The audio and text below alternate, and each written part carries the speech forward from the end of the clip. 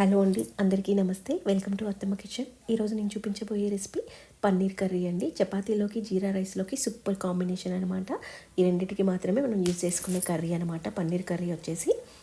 ఇప్పుడు పన్నీర్ కర్రీకి ప్రిపేర్ చేసుకుందామండి. 250 గ్రామ్స్ పన్నీర్ తీసుకొని ఇలా ముక్కలుగా చిన్న చిన్న ముక్కలుగా కట్ చేసుకొని దీన్ని పక్కన పెట్టేసుకుందాము.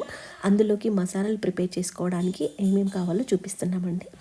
ఒక మీడియం సైజు 3 ఉల్లిపాయలు తీసుకొని ఇలా దొడ్డు కట్ చేసి పెట్టుకోవాలి. రుచికి తగ్గట్టుగా పచ్చిమిర్చి, ఇది పోపులోకి అండి. అవి మిక్సీలో పట్టుకోవడానికి ఇప్పుడు చూపిస్తూనే చిన్న చిన్నగా కట్ చేసుకుని పోపు వేసుకోవడానికి అనమాట.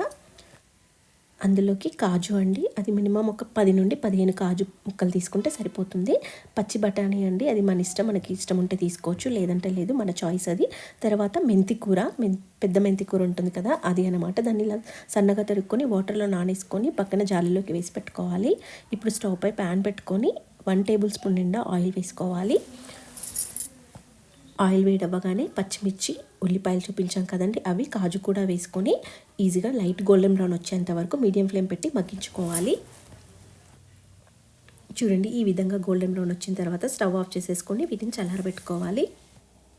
చూడండి, ఉల్లిపాయలు చల్లారిపోయాయండి. ఇప్పుడు మనం మిక్సీ జార్లోకి మొత్తం ఉల్లిపాయలని వేసేసుకొని ఫస్ట్ వాటర్ యాడ్ చేయకుండా ఫస్ట్ మిక్సీ పట్టుకోవాలి, కొంచెం పేస్ట్ లాగా. ఈ విధంగా పేస్ట్ లాగా పట్టుకున్న తర్వాత ఇందులోకి మనం టీ తాగే కప్ ఉంటుంది కదండి, దాంట్లో 1/2 టీ కప్ వాటర్ యాడ్ చేసుకొని మొత్తం లిక్విడ్ లాగా పట్టేసుకోవాలి. మరీ లూజ్గా కాకుండా చూడండి, ఈ విధంగా థిక్ పేస్ట్ ఈ విధంగా పట్టుకొని ఇప్పుడు దీన్ని పక్కన పెట్టేసుకొని మళ్ళీ స్టవ్ పైన అదే ప్యాన్ పెట్టేసుకొని 3 టేబుల్ స్పూన్ నిండా ఆయిల్ వేసుకోవాలి.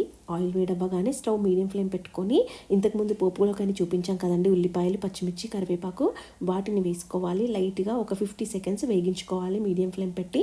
ఈ 50 సెకండ్స్ తర్వాత మనం ఇంతకుముందు చూపించిన మెంతి కూర ఉంది కదండి, కట్ చేసుకున్న మెంతి కూర, దాన్ని ఇందులోకి వేసేసుకొని పచ్చి వాసన పోయేంత వరకు మనం వీటిని మగ్గించుకోవాలి. అంటే మెంతి కూర వాసన మనకు తెలిసిపోతుంది ఉడుకుతుంటే, కాబట్టి ఆ వాసన పోయేంత వరకు మనం వేగించుకోవాలి మెంతి కూరని ఆయిల్లో. మెంతి కూర పచ్చి వాసన పోయిన తర్వాత బఠానీ వేసుకోవాలండి.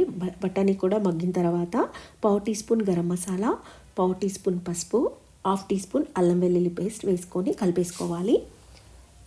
అల్లం వెల్లుల్లి పేస్ట్ వేసుకున్న తర్వాత కలిపేసేసుకొని ఒక 1 మినిట్ మూత పెట్టేసుకొని మగ్గించుకోవాలండి. మీడియం ఫ్లేమ్ కానీ లో ఫ్లేమ్ కానీ పెట్టి 1 మినిట్ తర్వాత ఇప్పుడు మనం పట్టి పెట్టుకున్న పేస్ట్ ఉంది కదండి, లిక్విడ్, అది ఇందులోకి వేసుకొని కలుపుతూ ఉండాలన్నమాట. మనం ఇప్పుడు ఆ లిక్విడ్ని మొత్తం ఇందులోకి వేసేసుకోవాలండి. పోపులోకి వేసుకున్న తర్వాత కొద్దిగంత మిక్సీలో అడుగు ఉంటుంది కాబట్టి అందులోకి కొద్దిగంత వాటర్ యాడ్ చేసుకొని ఆ వాటర్ని అంటే ఒక 1/2 టీ కప్ అనుకోండి, ఇందులోకి యాడ్ చేసుకొని ఇది కలిపేసుకోవాలి. ఒక ఈజీగా 2 మినిట్స్ లో ఫ్లేమ్ పెట్టి బాగా ఈ లిక్విడ్ని మగ్గించుకోవాలి అండి. చూడండి, ఇలా ఒక 2 మినిట్స్ తర్వాత మళ్ళీ ఇందులోకి రుచికి తగ్గట్టుగా ఉప్పు వేసుకోవాలండి. ఇప్పటివరకు మనం ఉప్పు యాడ్ చేయలేదు కాబట్టి రుచికి తగ్గట్టుగా ఉప్పు వేసుకోవాలి. తర్వాత టేస్ట్ చూసి వేసుకోవచ్చు. ఈ విధంగా ఉప్పు వేసుకున్న తర్వాత కొంచెం లూజ్ కావాలి అనిపిస్తే కొద్దిగా మళ్ళీ ఇంకొక 1/2 టీ కప్ వాటర్ యాడ్ చేసేసుకొని ఈ విధంగా కలుపుకొని ఇంకొక 50 సెకండ్స్ మగ్గించుకోవాలి.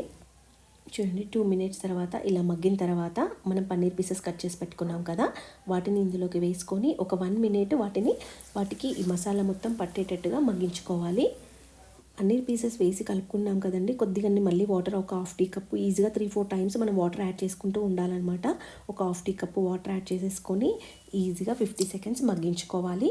చూడండి, ఈ విధంగా వాటర్ యాడ్ చేసుకోవాలి. ఎందుకంటే బాగా చిక్కదనం వచ్చేస్తుంది, చల్లారిన కొద్దీ గట్టితనం వచ్చేస్తుంది కాబట్టి కొంచెం లూజ్గా ఉంటే చల్లారినప్పుడు కొంచెం గట్టితనం వస్తుంది, ప్రాబ్లం ఉండదు. తర్వాత వేడి చేసుకొని తినే ముందు మళ్ళీ ఒకసారి వేడి చేసుకొని చపాతీకి, జీరా రైస్కి వేసుకుంటే సరిపోతుంది అనమాట. ఇలా వాటర్ యాడ్ చేసిన తర్వాత చూడండి, ఈ విధంగా కొంచెం లూజ్గా ఉండాలన్నమాట. ఈ విధంగా వాటర్ యాడ్ చేసిన తర్వాత ఇప్పుడు మనం ఇందులోకి ఫ్రెష్ క్రీమ్ యాడ్ చేసుకోవాలి. అది ఈజీగా ఒక 1 టేబుల్ స్పూన్ నిండా యాడ్ చేసుకోవాలి. ఫ్రెష్ క్రీమ్ యాడ్ చేసిన తర్వాత ఈ విధంగా కలిపేసుకొని ఒక 20 సెకండ్స్ మగ్గించుకొని కొత్తిమీర గార్నిష్ చేసుకొని స్టవ్ ఆఫ్ చేసుకుంటే సరిపోతుందండి. ఈ కర్రీ వచ్చేసి చపాతీకి, జీరా రైస్కి, బగారా రైస్ ఈ మూడింటికి మాత్రమే సూపర్ టేస్ట్ అండి. కాంబినేషన్ మాత్రం చాలా చాలా చాలా బాగుంటుంది.